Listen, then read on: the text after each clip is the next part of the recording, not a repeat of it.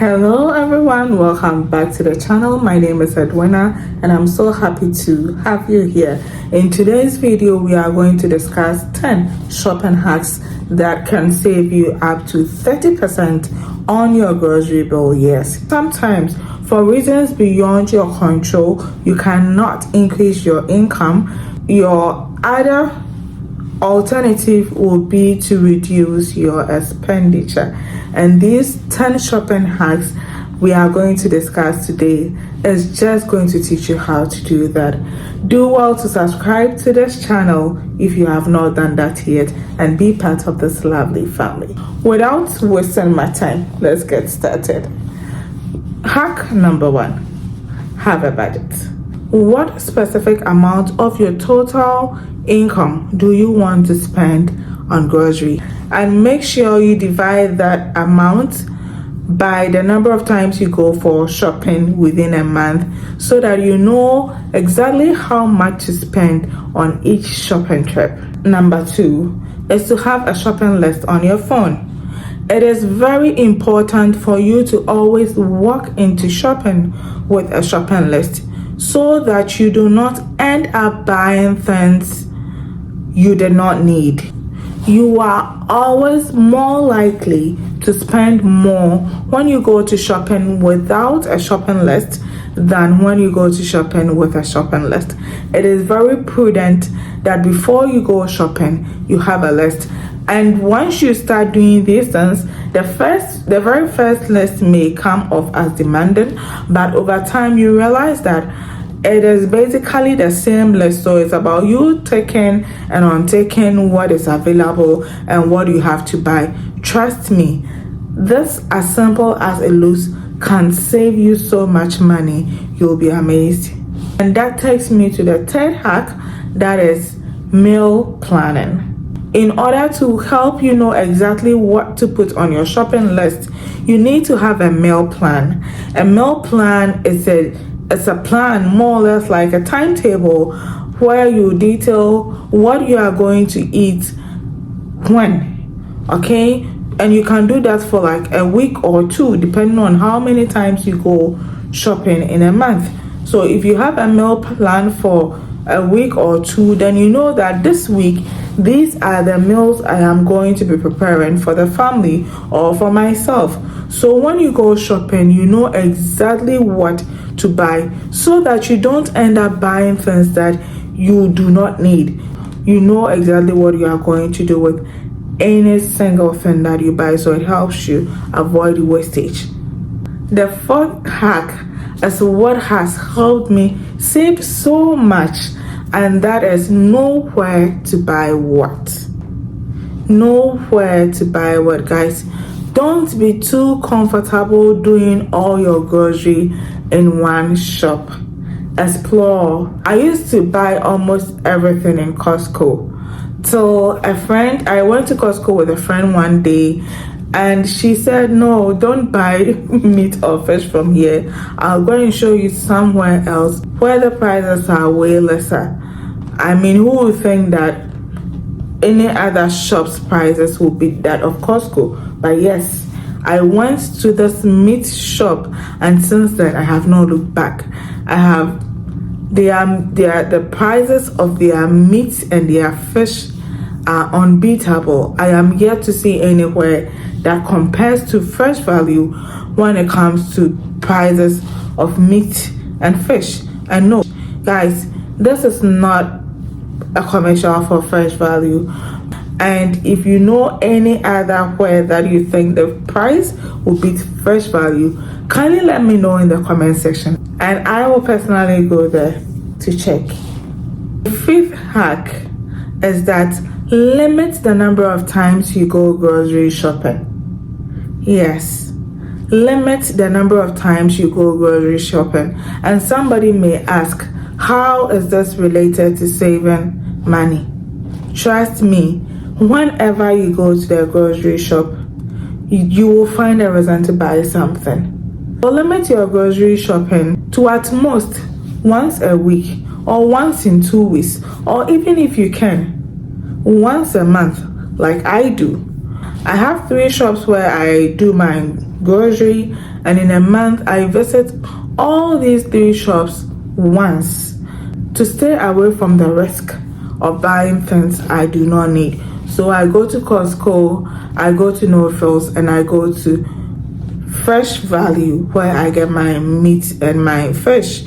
Shopping hack number 6 is that you buy in bulk.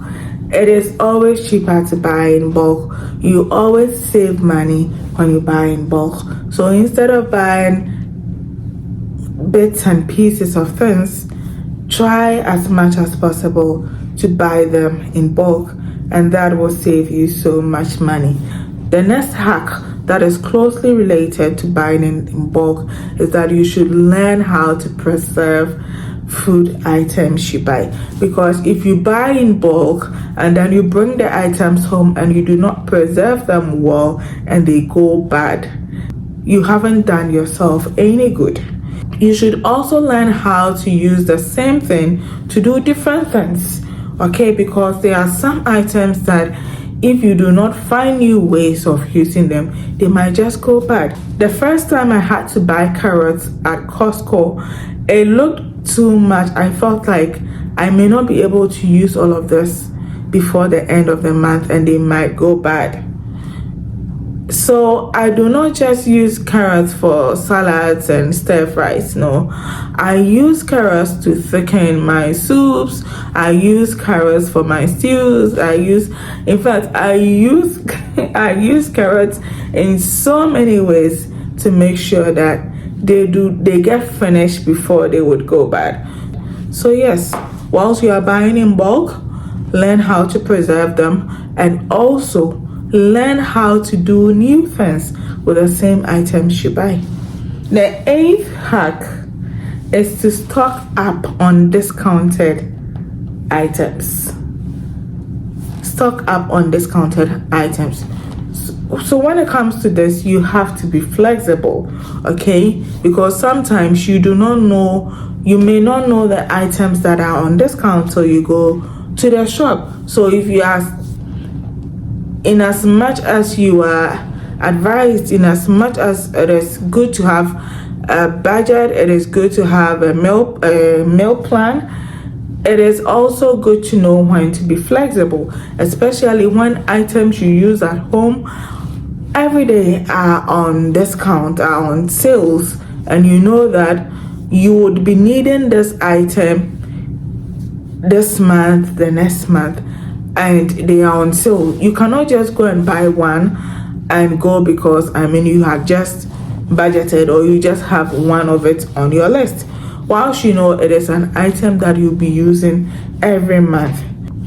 For example, if you're a mother and you have a baby who is on diaper, and then you go to shopping and you realize that diapers that are usually sold for say $45 is now being sold at $35, a great discount of $10 good dollars. Why would you just buy one and go? Because it's not on your list or it's not within budget? No. So at that point in time, you need to be flexible, because a discount of $10 is so much that you cannot afford to lose on the subsequent months when you know that every month this is something I buy. Okay, so you can buy 2, 3, 4 depending on how much flexibility you have to save you in the future. That will save you like $40 in the long term. So in as much as we are talking about having a budget, having a plan, you need to know when to be flexible. Know when to be flexible so that you can stock up on discounted items. Trust me, if you do this, there are some items that you would hardly ever buy them at their regular prices. You would always stock them when they are on discount, such that you will hardly ever buy them at their regular prices. And that is what I do, especially for self-care, hygiene, toiletries. I hardly ever buy them at their regular prices. I always stock them up when they are on discounts. My 9th hack is that every month, make sure to empty out your whole fridge. At the end of every month, empty out your fridge. Okay, I mean, sometimes we shop and we keep shopping and realize that there are things in our fridges which has been there for a very long time, and we do not see them because we keep stocking up on them, and probably we see them just when we decide to clean our fridge and realize that at that point they have even gone bad.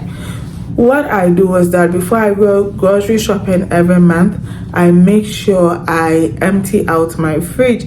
If a little bit of this and a little bit of that are left, I make sure that I use them, so that sometimes they are able to take me as far as a week into the next month before I do grocery shopping in the month. Yes, so make sure that once in every month you will empty out your fridge. Whatever leftovers are in your fridge, don't do new shopping on the leftovers, because who would want to eat leftovers when there's fresh stuff?